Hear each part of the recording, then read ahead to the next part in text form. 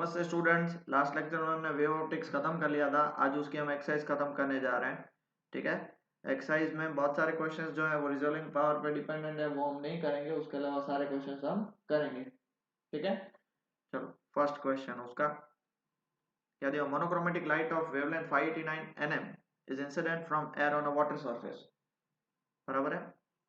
Find the wave, what are the wavelength, frequency and speed of reflected and refracted light. Reflect and refracted, तो सबसे पहले हम किसके लिए फाइंड करेंगे? रिफ्लेक्टेड लाइट के लिए।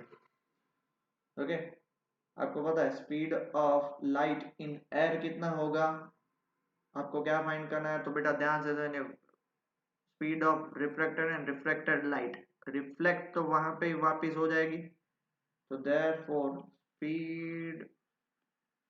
Of speed of reflected light, जिसको हम सी मानते हैं, क्या होगा? सी होगा। सी, क्योंकि एयर में ही वो रिफ्लेक्ट हो रही है, तो कितनी होगी? 3 × 10⁸ मीटर पर सेकंड। हमें फिर दूसरा क्या फाइंड करना है? Wavelength. so wavelength of reflected light is equal to, जो लाइट इंसिडेंट करी थी वही, कितना आएगा? 589 इंटू 10⁹ मीटर। ये देखो, यही लाइट हमने इंसिडेंट करी थी, तो वही उसकी क्या हो जाएगी? वेवलेंथ। नेक्स्ट हमें फाइंड क्या करना है? फ्रीक्वेंसी ऑफ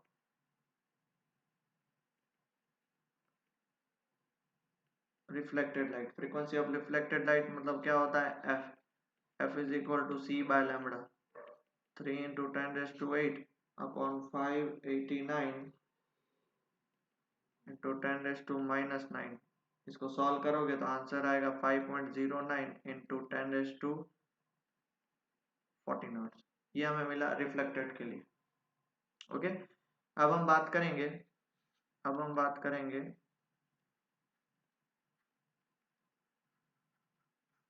रिफ्रैक्टेड लाइट के लिए। रिफ्रैक्टेड लाइट के लिए अब जैसे ही speed of light in water, refract मतलब वाटर में हो जाएगी, तो आपको पता है म्यू का फॉर्मूला क्या होता है? सी, म्यू मतलब एन। हाँ बेटा, n. N is equal to C by v. V कितना? Water. Therefore v water is equal to C by n. C कितना है? 3 × 10⁸ और एन कितना है? 1.33। एन मतलब रिफ्रैक्टिव इंडेक्स, बराबर है। इसका आंसर आएगा 2.26 इंटू 10⁸ मीटर पर सेकंड। अब हमें दूसरा क्या फाइंड करना है? Wavelength of light in air. Wavelength of light in air कितनी होगी? वेवलेंथ का फॉर्मूला होगा लैम्बडा इज इक्वल टू, कितना होगा? v by F. v by F पानी में चेंज हो जाएगी, तो कितना हो जाएगा? 2.26 इंटू 10⁸ अपॉन एफ हमारा आगे निकला था 5.09 इंटू 10⁻14। सॉल्व करोगे तो 444 इंटू 10⁻⁹ मीटर, 444 nm हो जाएगा। बराबर है, क्लियर हो गया? और नेक्स्ट हमें क्या फाइंड करना है? वेवलेंथ मिल गया, स्पीड मिल गया, फ्रीक्वेंसी तो वही की वही रहेगी। Frequency of light in air नहीं आएगा, ये वाटर है। फ्रीक्वेंसी रिमेन्स सेम, क्या रहेगी? F is equal to 5.09 into 10⁻14 hertz. Frequency does not depends on the medium. ठीक है, next question. What is the shape of the wavefront in each of the following case? Light diverging from a point source. From a point source आपको पता है क्या होगा? Spherical wavefront. दूसरा, light emerging out of a convex lens when a point source is placed at focus. ये भी हमने देखा था। क्या मिलेगा? Plane wavefront। मैं समझाता हूँ। कन्वेक्स लेंस, ये फोकस पे है, यहाँ से लाइट जाएगी तो बाहर क्या निकलेगा, plane wave front. Portion of the wave front of light from a distant star, बहुत दूर स्टार से पोर्शन ऑफ वेव फ्रंट क्या हो जाएगा, प्लेन हो जाता है। नो डाउट वहां से वो स्फेरिकल निकलेगा, बट बहुत दूर जाके वो किस में कन्वर्ट हो जाता है, प्लेन वेव फ्रंट में। क्लियर हो गया बेटा, पक्का, आगे बढ़े, ठीक है। Next, the refractive index of a glass is 1.5, what is the speed of light in glass. अब देखो सबसे पहला question, n is equal to 1.5, c दिया हुआ है 3 into 10⁸ metre per second, therefore vg का फॉर्मूला होगा c बाय n। अब ये तो पता होना चाहिए बेटा, कितना हो जाएगा, 2 इंटू 10⁸ मीटर पर सेकंड। दूसरा ए, दैट इज ए, और ये दूसरा हो गया B. Is the speed of light in glass independent of the color of light?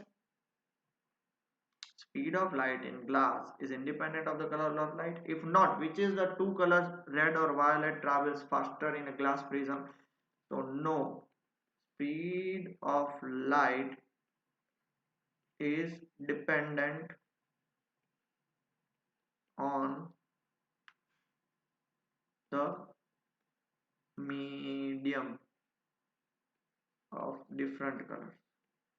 ठीक है, अलग अलग कलर का स्पीड वो मीडियम पे डिपेंड करेगा। तो बताओ इसमें से कौन सा सबसे ज्यादा होगा।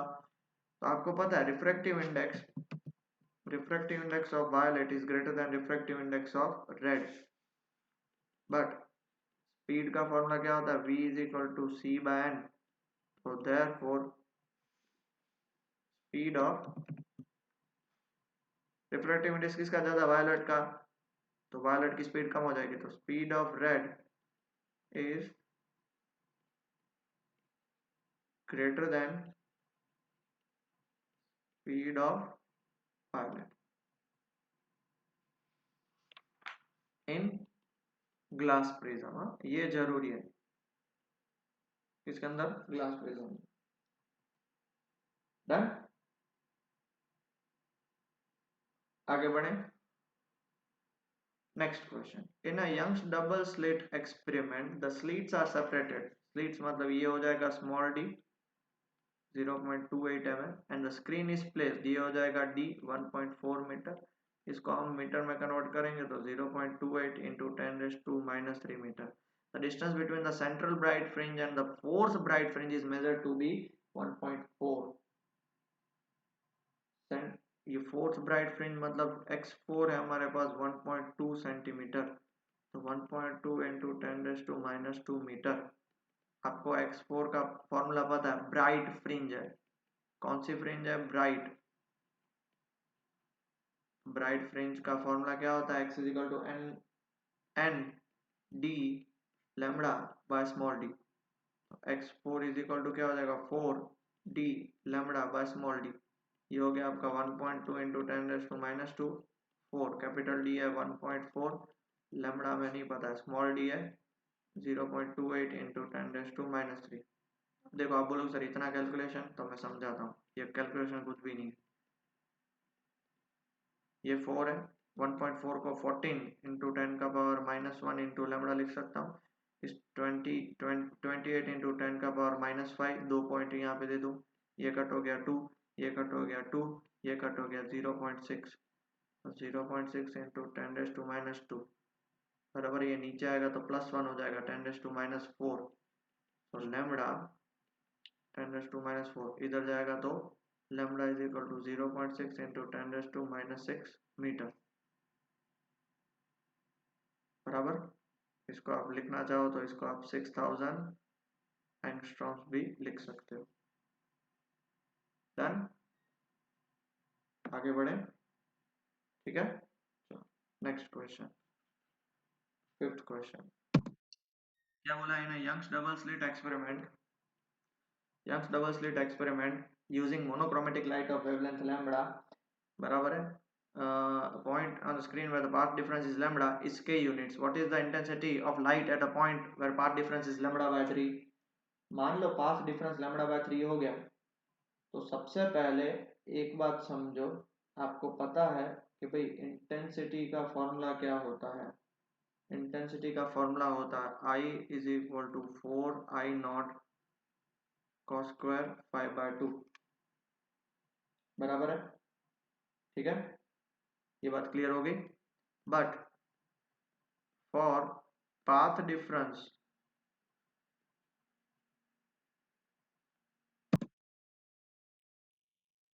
फॉर पाथ डिफरेंस, अगर मान लो पाथ डिफरेंस उसका लैम्बडा होता, तो आपको पता है कि फेज डिफरेंस वहां पे क्या होता है, हमने ये पढ़ा है 2 पाई। तो therefore I is equal to 4I0 cos square 2 पाई/2, मतलब 4I0 cos स्क्वायर पाई, तो सीधा वो क्या हो जाता 4I0, जो कितना है k। जब वो लेमड़ा था ना, देखो ओरिजिनल लेमड़ा था तब k हुआ, ये बात समझ में आ गई। That is I is equal to 4I0 is equal to k. Now if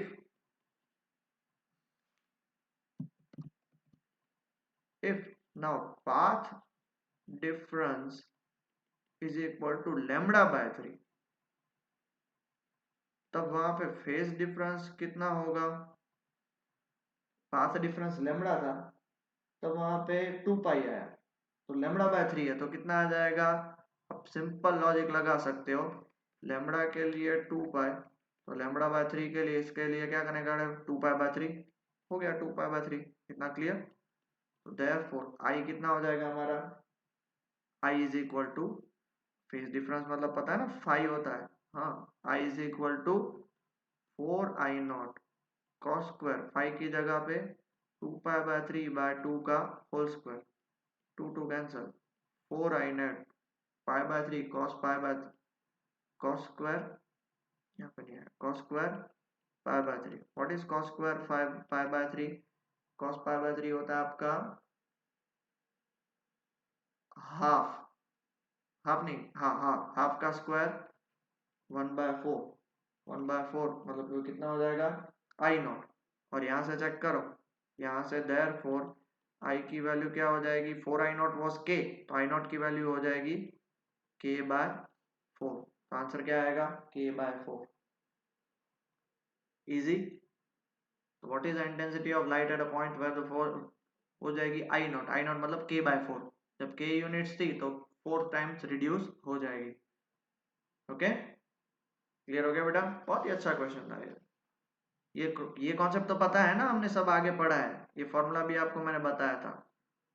next, a beam of light consisting of 2 wavelength, बराबर है, पहली कौन सी 650 और दूसरी 520, is used to obtain interference fringes in the Young's double slit experiment. Find the distance of the third bright fringe on the screen from the central for wavelength 690 nm. सबसे पहले हम पहले गिवन पूरा पार्ट लिख लेते हैं। हमारे पास देखो यहाँ पे स्मॉल डी नहीं दिया हुआ है, इफ मैं रॉन्ग नहीं हूं तो शायद वो क्वेश्चन में था, टेक्स्ट बुक अगर आप खोल के देखोगे तो d is equal to 2 mm है, मतलब वो कितना हो जाएगी 2 इंटू 10⁻³ मीटर। मेरी लिखने में शायद गलती हो चुकी है, कैपिटल D 120 सेंटीमीटर दिया हुआ, दैट इज 1.2 मीटर हो जाएगा। लैम्बडा 1 कितना दिया हुआ 650 nm, मतलब 650 इंटू 10⁻⁹ मीटर हो जाएगा। लैम्बडा 2 कितना दिया हुआ है 520 nm, तो कितना हो जाएगा, ठीक है। Find the distance of the third bright fringe, distance of the third bright fringe मतलब हमें सबसे पहला a फाइंड करना है, x3 फाइंड करना है, तो उसका फॉर्मूला का ब्राइट फ्रिंज है ना, तो 3 लैम्बडा d/d, ब्राइट फ्रिंज है इसलिए आपके लिए बाजू में लिख रहा हूँ 3। अब लैम्बडा कौन सा, फॉर 650 nm, तो लैम्बडा 1 लेंगे, 650 इंटू 10⁻⁹ d की वैल्यू 1.2 अपॉन स्मॉल d की वैल्यू 2 इंटू 10⁻⁻3। सब कुछ कैलकुलेशन करोगे तो इसका आंसर आएगा 1.17 into 10⁻⁻3 metre, that is 1.17 mm।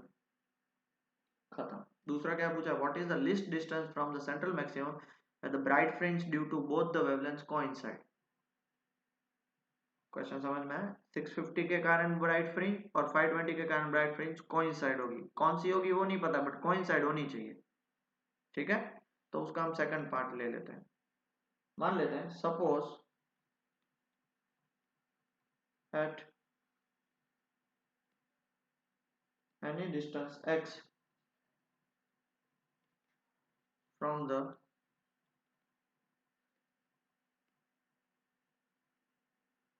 Central maxima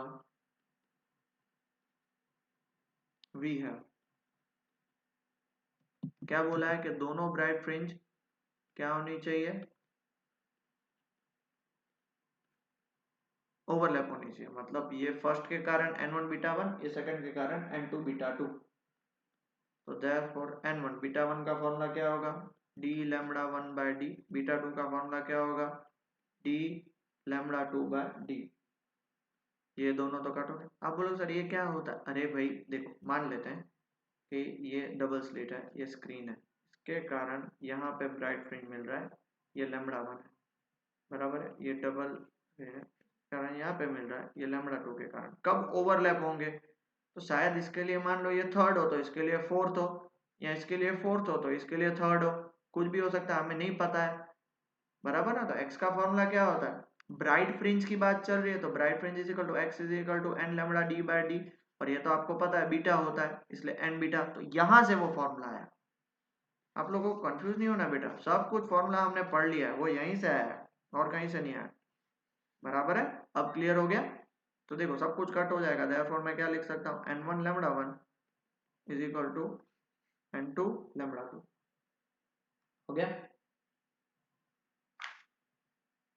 clear, done. अब उसमें एक बात ये दी हुई है कि भाई what is the least distance from the central maximum where the bright fringe is due to the both the wavelength coincide.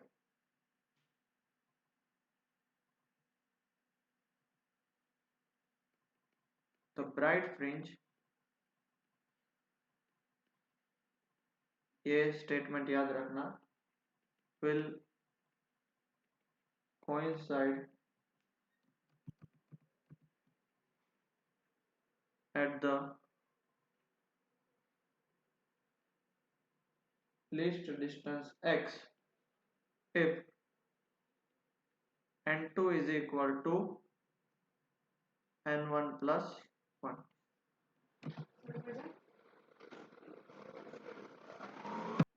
ये चीज याद रखना कि भैया दोनों को कोइंसाइड होना है और वो भी x डिस्टेंस पे, तो हमें तो देखो लीस्ट डिस्टेंस फाइंड करना है उसमें भी, ऐसा नहीं है कि भाई वो एक ही बार कोइंसाइड होगा उसके बाद वो और भी आगे कोइंसाइड होगा, तो लीस्ट डिस्टेंस पे कब कोइंसाइड होगा, जब n2 equal to n1 plus 1, जैसे मैंने आपका एग्जांपल दिया थर्ड और फोर्थ, ये उसकी एक कंडीशन है। तो यहाँ पे हम n2 की जगह पे हम क्या डाल देंगे, therefore n1 lambda 1 is equal to n2 की जगह पे n1 प्लस 1 लैम्बडा 2, बराबर, सारी वैल्यूज पुट करते हैं। n1 lambda 1 is 650 into 10 raise to minus 9, n1 plus 1 is equal to lambda 2 कितना है 520 इंटू 10 रेज टू माइनस 9, ये कट कर दो। अब इनको सॉल्व करोगे, ये देखो ये 0 0 हो गया, 13 50 62 ने 13 चौक 52, ये हो गया 5 और ये हो गया 4, so 5n1 is equal to 4n1 plus 4, therefore n1 की वैल्यू क्या होगी 4। तो हमें तो फिर क्या फाइंड करना है, x ही फाइंड करना है, x का फॉर्मूला क्या होगा n1 बीटा 1, n1 मतलब 4, लैम्बडा 1 क्या होगा उसका 650 इंटू 10 रेज टू माइनस 1 और माइनस 9, कैपिटल D क्या होगा 1.2 अपॉन स्मॉल d क्या होगा 2 इंटू माइनस 3। सब कुछ कैलकुलेशन करोगे तो x की वैल्यू कितनी आएगी 1.56 into 10 raise to minus 3 metre, तो x की वैल्यू आएगी 1.56 mm, यहाँ पे वो मिलेगी, ठीक है, सिंपल सा आंसर। वो एक कंडीशन याद रखनी है, n2 is equal to n1 plus n, least distance है इसलिए। Next, in a double slit experiment the angular width, अब देखो एंगुलर विड्थ दी हुई है, एंगुलर विड्थ मतलब theta, raise to be 0.2 degree on a screen placed 1 metre apart, और ये सब दिया हुआ है, ठीक है। तो आपको पता है थीटा का फॉर्मूला क्या होता है beta by capital d, beta क्या होता है d lambda by small d by capital d, तो ये क्या हो जाएगा सिर्फ लैम्बडा बाय डी। तो therefore d is equal to क्या हो जाएगा लैम्बडा अपॉन थीटा। अब हमें क्या करना है कि भाई the wavelength of light is use this, what will the angular width of the fringe if the centre experiment apparatus is immersed in water. मान लो पानी में डाल देते हैं तो क्या होता है, तो मान लेते हैं कि इफ वेवलेंथ तो बदल जाएगी, फ्रीक्वेंसी सेम रहेगी, स्पीड बदल जाएगी, इसलिए वेवलेंथ बदल जाएगी। If the wavelength in water be lambda dash and angular width be theta dash, therefore d तो उतना ही रहेगा, d में कोई चेंज नहीं आएगा ना, lambda dash by theta dash 1 और 2। ठीक है, तो कंपेयर करते हैं, कंपेयरिंग 1 एंड 2 क्या होगा lambda by theta is equal to lambda dash by theta dash. अब अगर आप क्वेश्चन में चेक करो, बहुत ध्यान से, आपको थीटा डैश फाइंड करना है, तो theta dash is equal to lambda dash by lambda into theta, theta dash is equal to lambda dash की जगह पे मैं क्या लिख सकता हूँ lambda by n upon lambda into theta. lambda dash मतलब पता है ना, किसी भी मीडियम में डालोगे, तो उसकी जो वेवलेंथ है वो n that is refractive index number times decrease हो जाती है, तो ये lambda lambda कैंसिल हो जाएगा, theta dash is equal to theta by n, क्योंकि ये डिवाइड बाय n है, और थीटा आपके पास कितना दिया हुआ है 0.2 डिग्री, और n कितना दिया हुआ है 4/3, अगर इसको कैलकुलेशन करोगे तो आंसर आएगा 0.15 डिग्री। तो सर ये लैम्बडा डैश वाला हमें कॉन्सेप्ट पता नहीं चला। देखो मैंने आपको फॉर्मूला भी लिखाया था कि refractive index is equal to v upon, हमें जिसका फाइंड करना वो वी डैश होता है।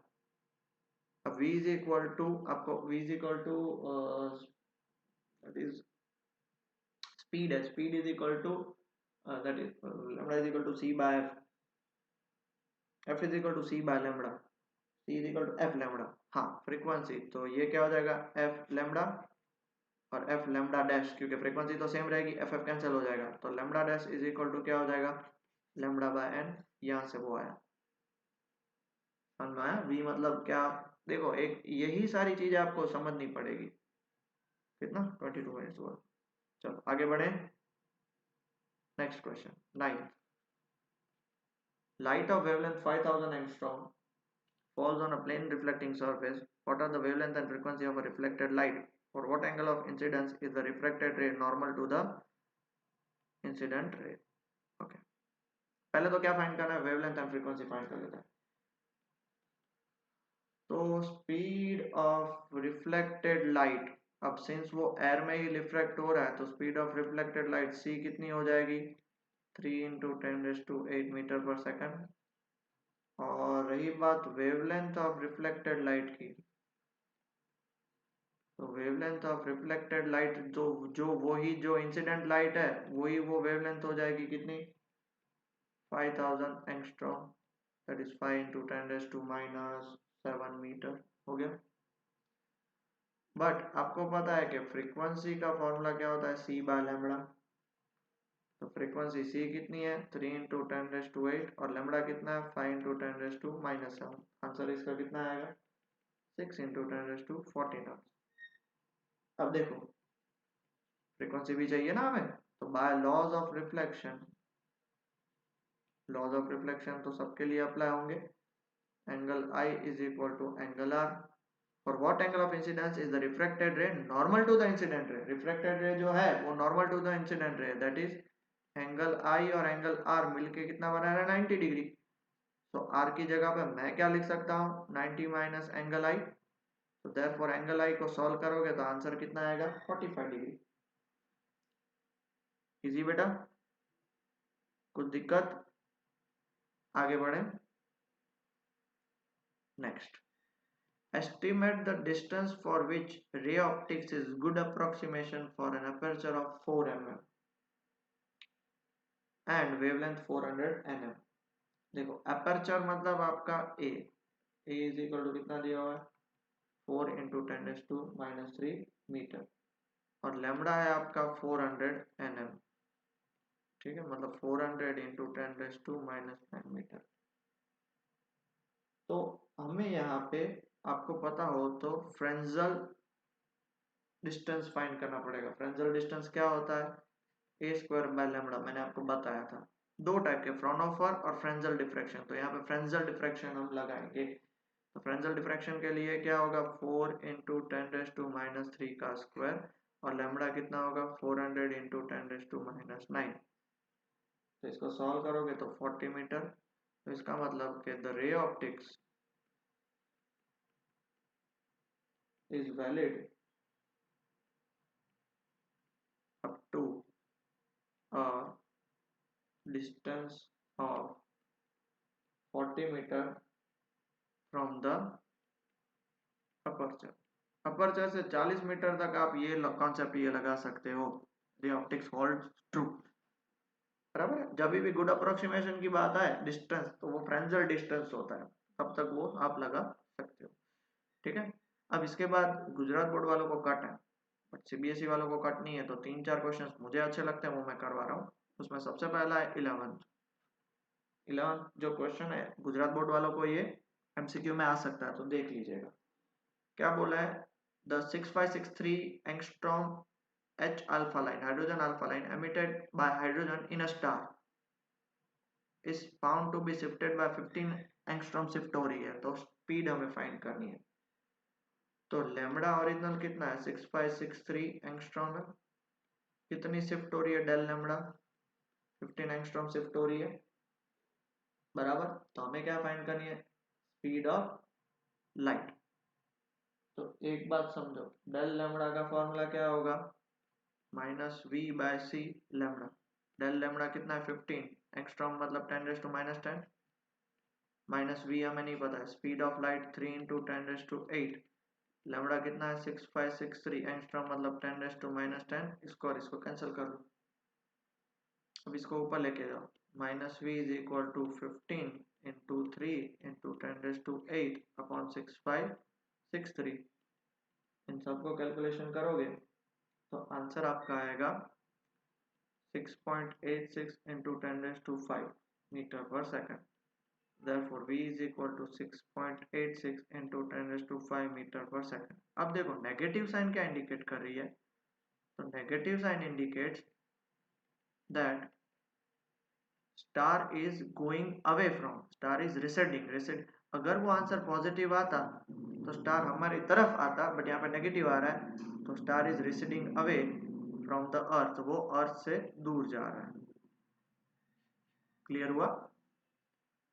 पक्का? आगे बढ़े बेटा। Next question 16th question. बीच में थोड़े बहुत थियरी क्वेश्चन है, वो आप ट्राई कर सकते हो, और नहीं करोगे तो भी चलेगा, तो अपलोड वाला है। In double slit experiment using the wavelength of lambda is equal to 600 into 10⁻⁹ meter, the angular width of the fringe theta is equal to 0.1 degree. What is the spacing between the two slits? हमें d find करना है। तो आपको पता है theta is equal to beta by d. वापिस मैं बड़ा कैलकुलेशन कर रहा हूँ। Beta is equal to d d lambda by d, और ये डी कैंसिल हो जाएगा। Therefore theta is equal to lambda by d. तो d is equal to lambda upon theta. अब ये डिग्री में है और यहाँ पे थीटा पुट करना पड़ेगा, तो हमें रेडियन में कन्वर्ट करना पड़ेगा। तो 180 बाय पाई रेडियन। क्लियर हो गया? Sorry, pi by 180 radian, pi by 180, pi by 180 radian. तो लैम्बडा की वैल्यू क्या दी हुई है आपके पास? 600 इंटू 10⁻⁹ और थीटा की value 0.1 into pi by 180 radian.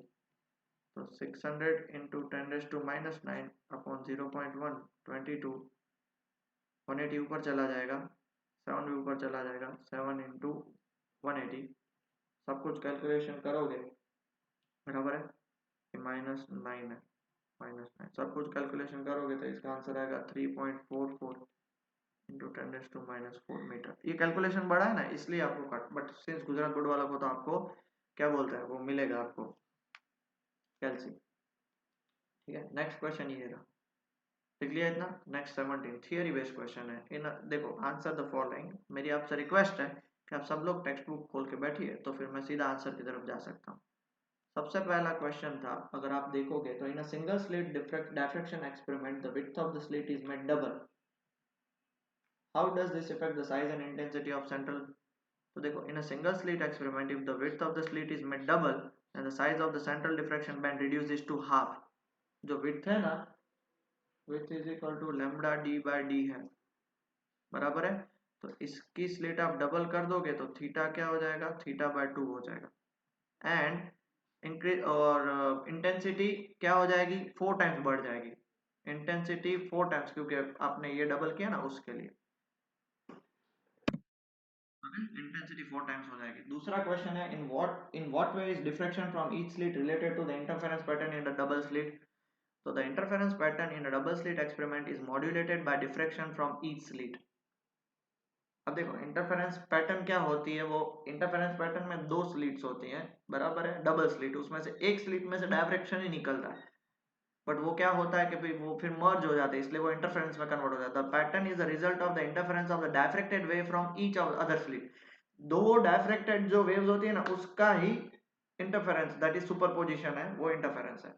Next, when a tiny circular obstacle is placed in the path of the light from a distant source, a bright spot is seen at the center of the shadow of the obstacle. Explain why. क्या बोल रहा है, when a tiny circular obstacle is placed in the path of a light, ये मान लो यहाँ से light आ रही है, यहाँ पे एक टाइनी ऑब्स्टेकल, बराबर है, a bright spot is seen at the center of the shadow of the obstacle। ये जो ऑब्स्टेकल होता है, ऑब्स्टेकल उसके सेंटर पे डार्क स्पॉट होता है, क्यों, बिकॉज ऑफ डायफ्रैक्शन। बाकी वाला जो है वो डायफ्रेक्ट हो जाता है, सेंटर वाला गिरेगा, बाकी बैंड हो जाता है।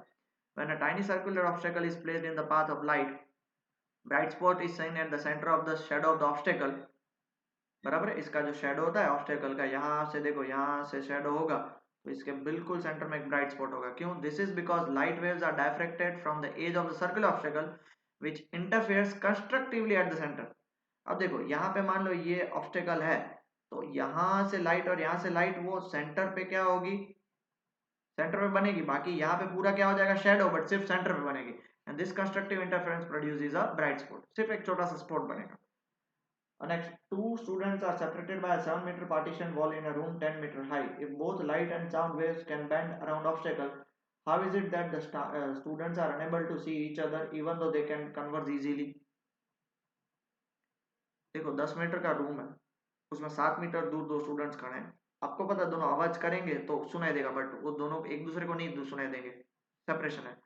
Bending of waves of an obstacle by a large angle is possible when the size of the obstacle is comparable to the wavelength of waves. Bending कब होगा, जब obstacle और wavelength दोनों comparable होंगे वो। On the one hand, the wavelength of light waves बहुत छोटा होता है comparison to the size of obstacle. Thus, diffraction angle very small. Hence, the students are unable to see each other. Whereas on the other hand, size of the ball is comparable to the wavelength of sound waves.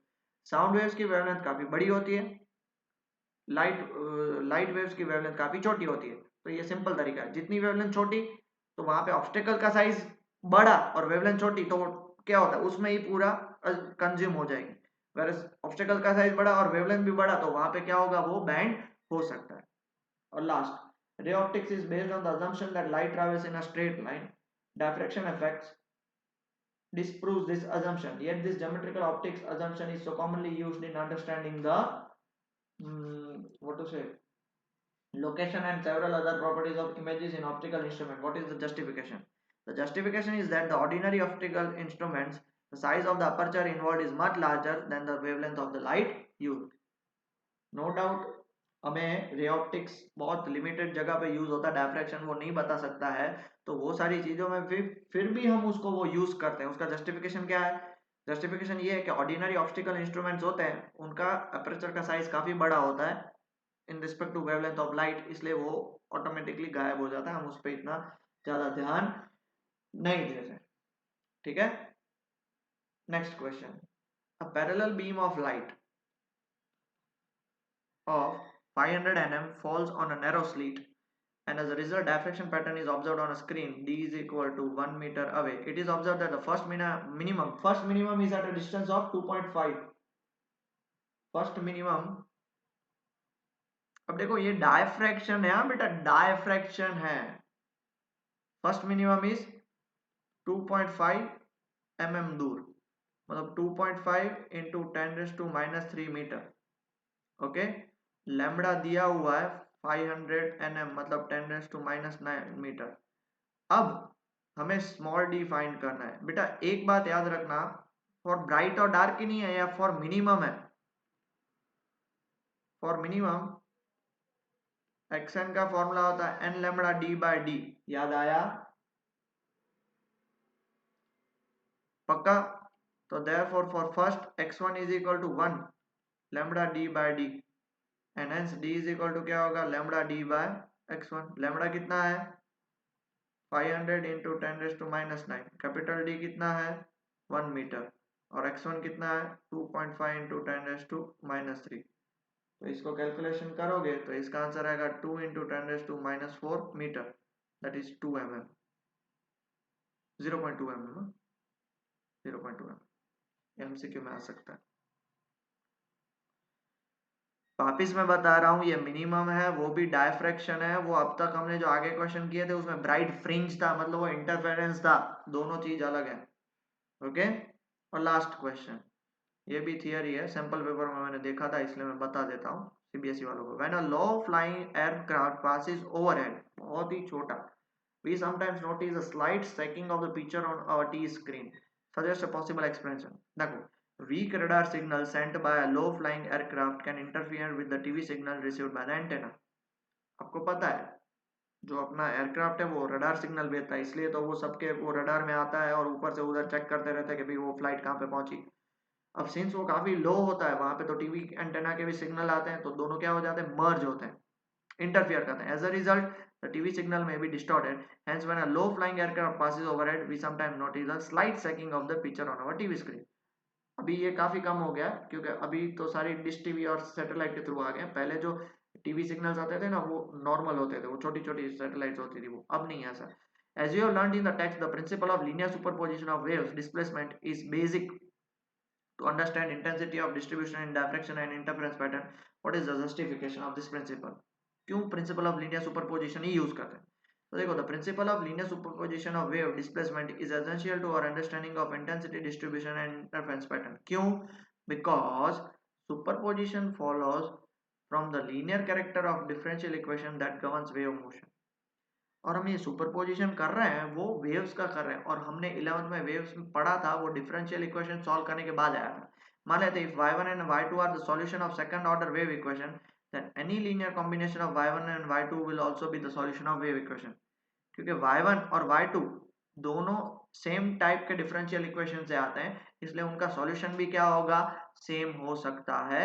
इसलिए आपको सिर्फ ये याद रखना है, याद रख ले, if y1 and y2 are the solution of second order wave equation.